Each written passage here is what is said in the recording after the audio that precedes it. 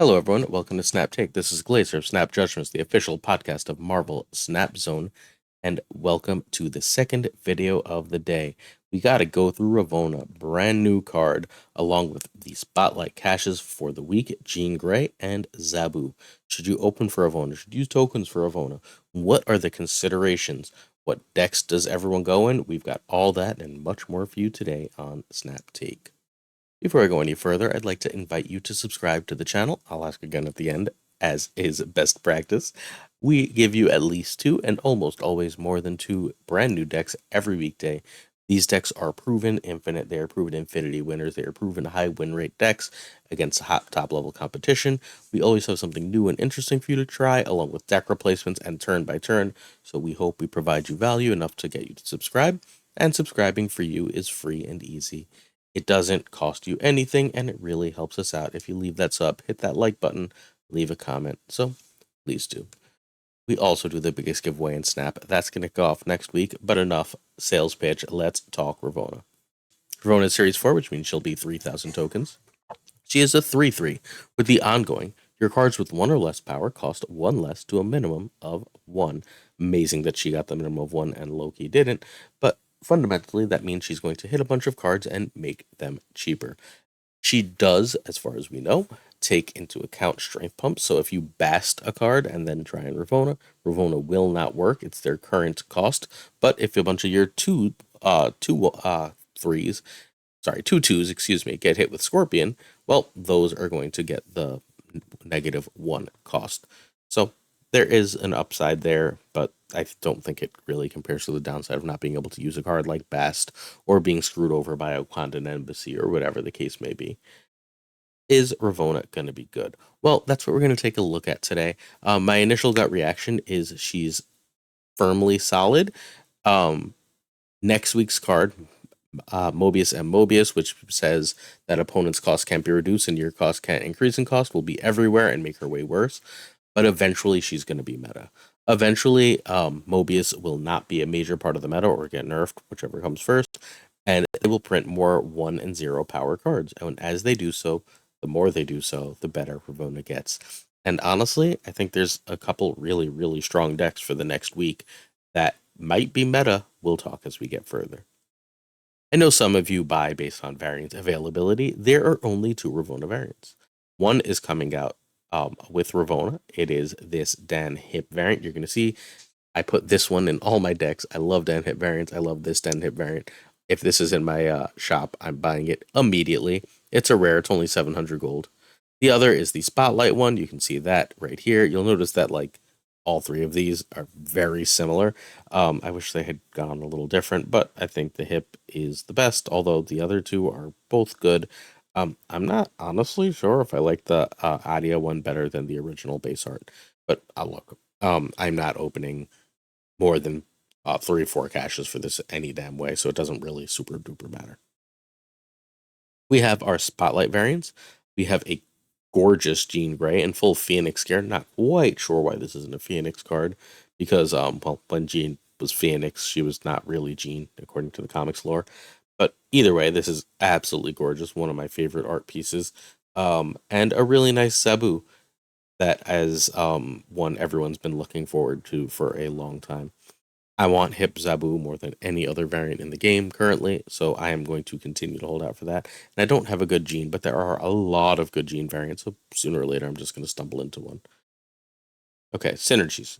She's good with other cost reduction when you can make it work, because discounting things by 2 is better than discounting them by 1. She's powerful with any card with a little bit of strength. Some obvious examples: Darkhawk, Arnim Zola, Iron Man, and Patriot. I think people are sleeping on Patriot. She might have a home in some junk decks because goblins are going to be reduced. They almost have to be. They better be. Some discard synergies, because both Dracula and Mobius getting one cheaper is really nice. A turn 4 where you can go Dracula and Mobius, right? Like let's say you go Kali and get a couple storms. You can go Dracula and Mobius and then drop your Modok on 5. And you manage to get both Dracula and Mobius out on 4 because you had Ravonna is pretty nice. If you've got negative decks, that's obvious. She's not going to work once the cards get negatived, but if you miss on negative, she gives you like an out so that you can actually still play your cards. You could still Iron Man and Mystique on the last turn. However, you're losing Bast at that point, and I'm not sure if that's worth it. Um, our big question is, how does she work with Null? Null shows the power in hand, but that power isn't really there until the ongoing takes effect on board. She should make Null a 5, which would give her at least a reasonable home with Zola, especially in 7-turn decks, but we don't know how that's going to work. We're going to feature decks with a few of these as we go forward to try and figure out whether this card is any good. The first Ravonna deck, I think this deck is going to be sick. This deck is going to be really, really, really, really hard to beat. This is where I'm starting for the week. This is the deck I fully plan to like test the crap out of all week until Mobius comes out next Tuesday and kills it. But basically, if I can get my collector out, I've got a 1-cost Angela, 1-cost Black Widow, a 2-cost Mystique, right? A 3-cost Darkhawk, a 4-cost Iron Man. That's not every card of the deck, right? But then if I get Sarah out too, a last turn of a 3-cost Iron Man, a 1-cost Mystique, and Darkhawk seems like it's probably going to win a lot of games. Snap. I've also got Loki because like I'm throwing Collector in here. Collector is also going to be 1 cheaper. Turn 4, things aren't really coming together. I don't love my hand. I haven't seen Rockslide or Korg, but I've got Darkhawk. What this is kind of nonsense, right? Like I just drop Collector and Loki in 1 turn and say, okay, let's try again. I'm sticking Snowguard and everything right now because it's like the ultimate curve filler. I know it doesn't synergize, but we've got a little Darkhawk package. Ravonna means I do not need Zabu.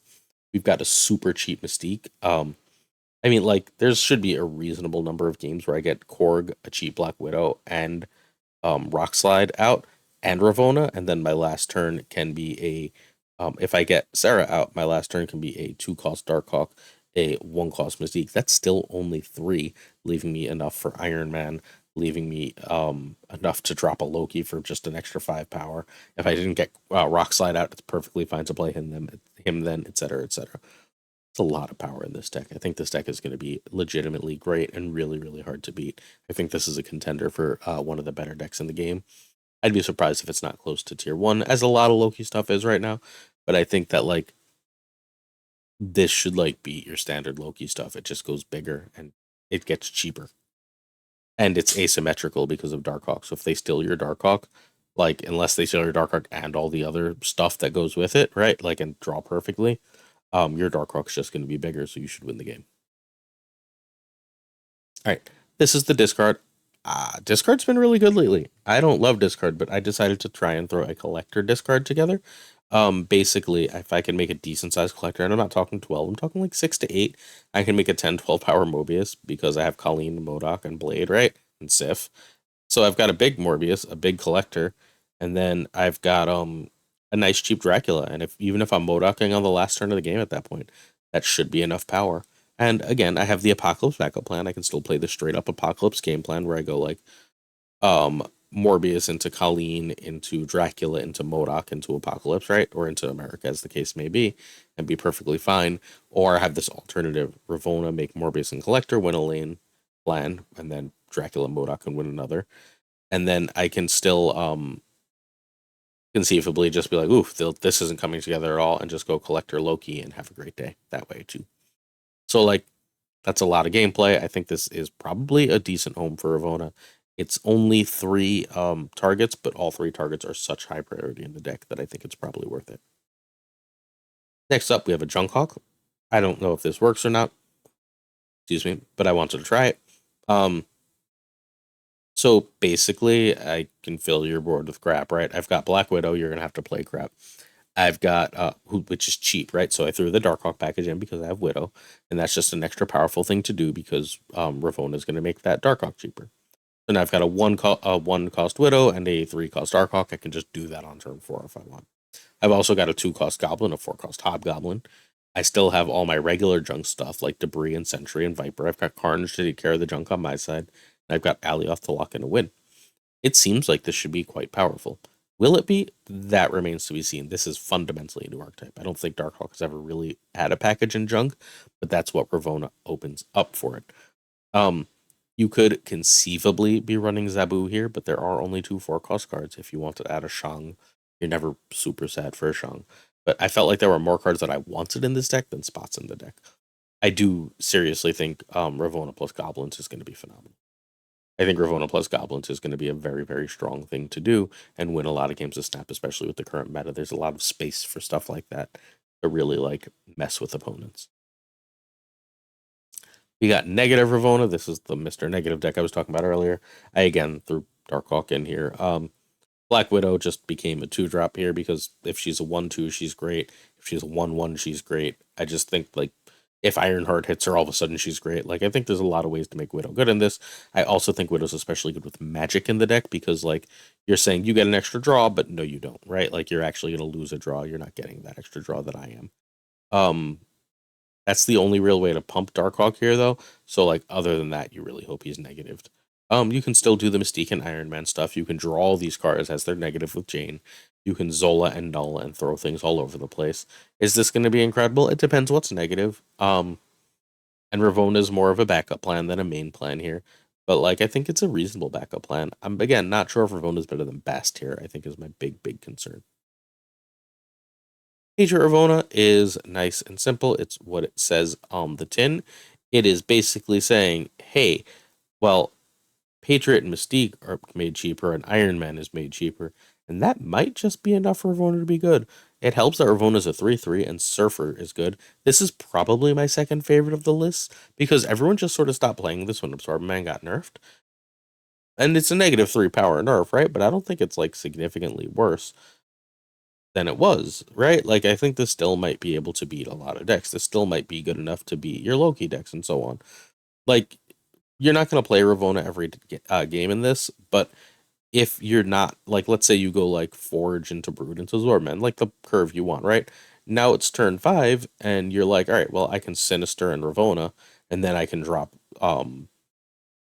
Patriot, Mystique, and Surfer, or I can Sarah and drop Patriot, Mystique, and Surfer last turn, and like you just won the game of Marvel Snap. Congratulations.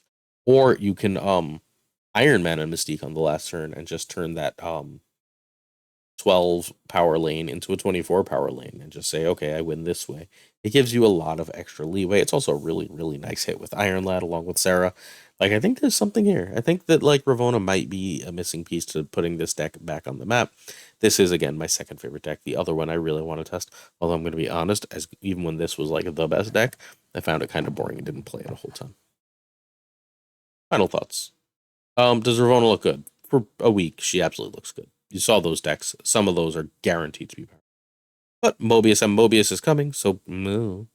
Ravonna's can get better the longer the game goes on. They're not going to stop printing 1 and 0 power cards, and every time they do, Ravonna gets a little bump. I think this is a token buy and probably no rush, unless other cards change things. So let's take a look at the other cards.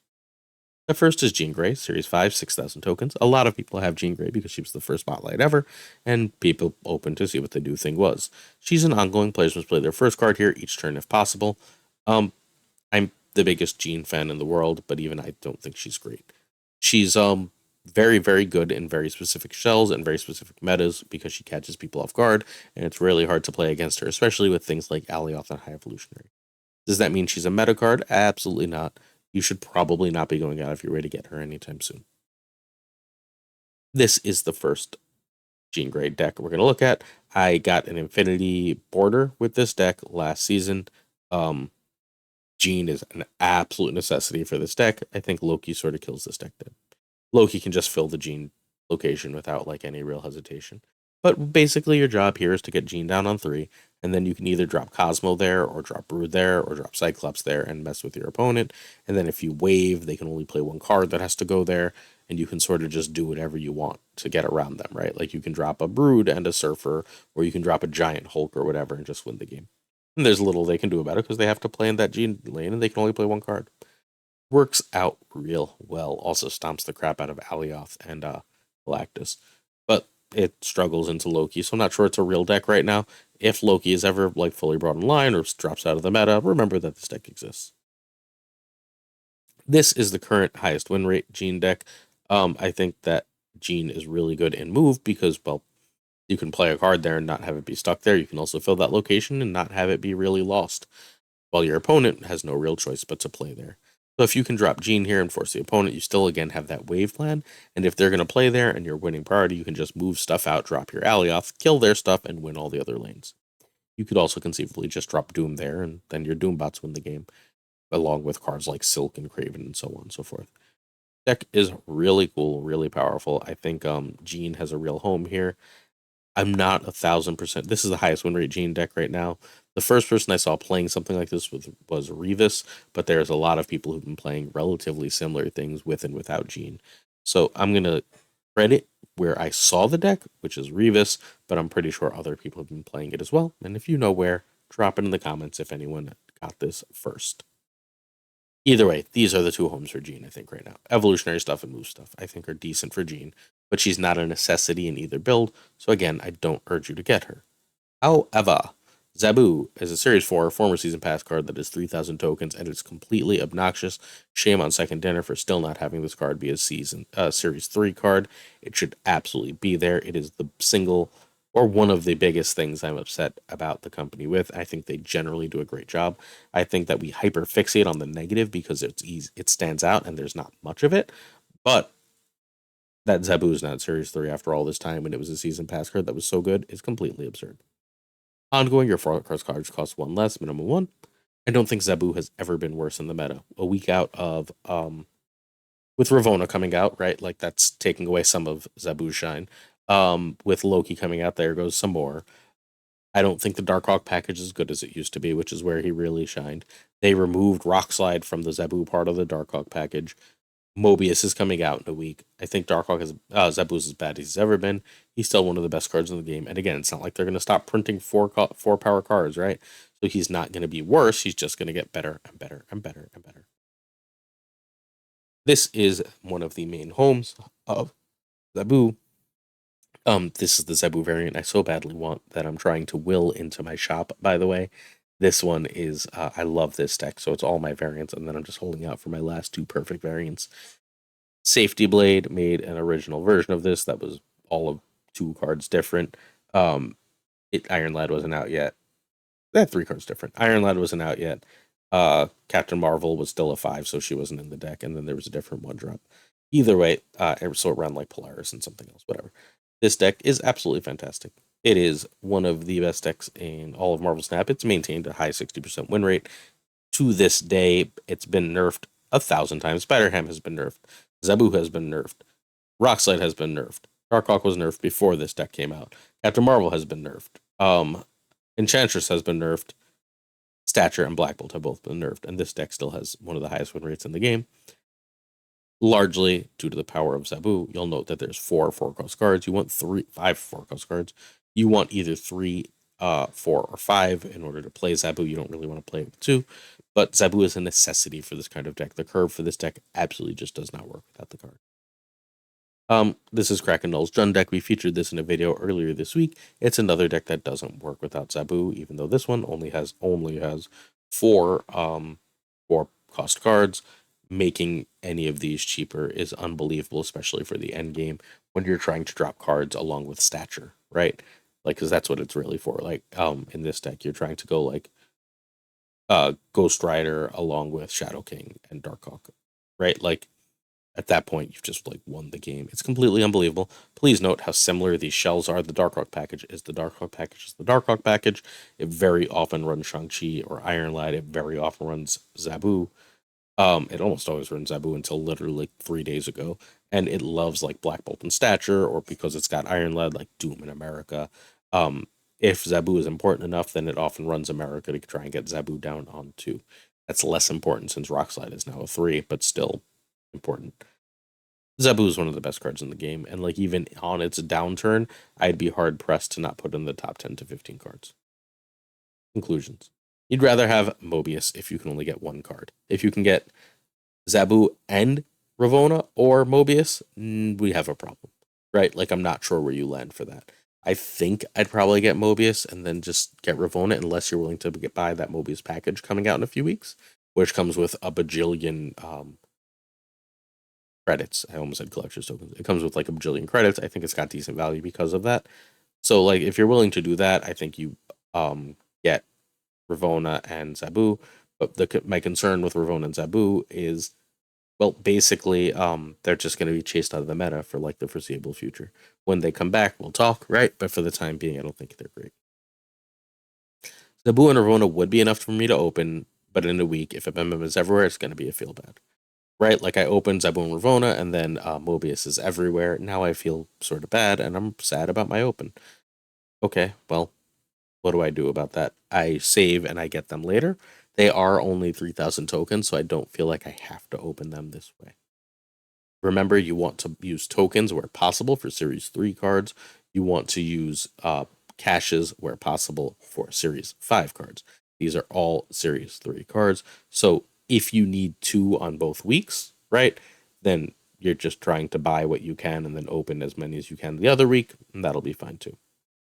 I like Jean more than everyone, but you don't need Jean, so like she's a non-factor for this decision.